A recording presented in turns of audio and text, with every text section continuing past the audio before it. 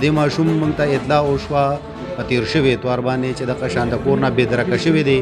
او هېڅ پته یې نه لګي. بیا د پولیس په ذریعه باندې موږ خپل اصل رسوم استعمال کړ او د هغې نه چې کوم ریکوایرډ انفارمیشن هم واغېښتو د هغې په فیډبیک باندې موږ لاړو. دا ماشوم د نورو وروڼو سره د تره زامنو سره مدرسې ته تللی و په جهانګیري کې او د هغه ځای نه مدرسې نه پټ شوی و.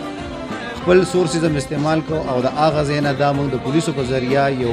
پلین کوچ والا ته په حواله کړو او هغه نه بیا ما دلته په مردان کې ریسیو کړو. چې په مردان کې بیا ریسیو کړو نو ماشوم بیا ما دلته دي چې ماشوم نه معلومات وکړو چې ستاسو نوم دی خپل ځای وښایه دا نو ماشوم څه خبرې لکه کمې کوزې وکړې دا هغه لږ انفارمیشن چې کوم موږ له هغه راکړو د هغې مطابق موږ متعلقه تاڼې ته ټلیفون وکړو چېرې تاسو خپل حدودو کې دا علاقه وګورئ دا شته نشته. هغې چې کله موږ له د هغې مثبت جواب راکړو نو هغه ماشوم ما په خپله ځان سره په خپل کې کینولو ګاډي کې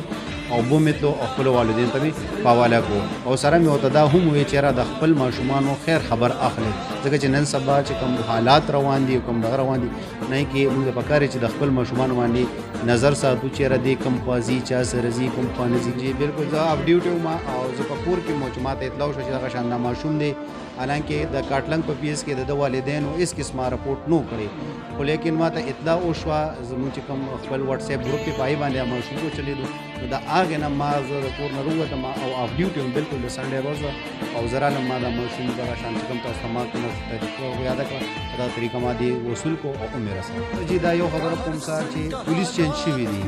خو خلکو ذهنونو کې یو کنسپټ کې یو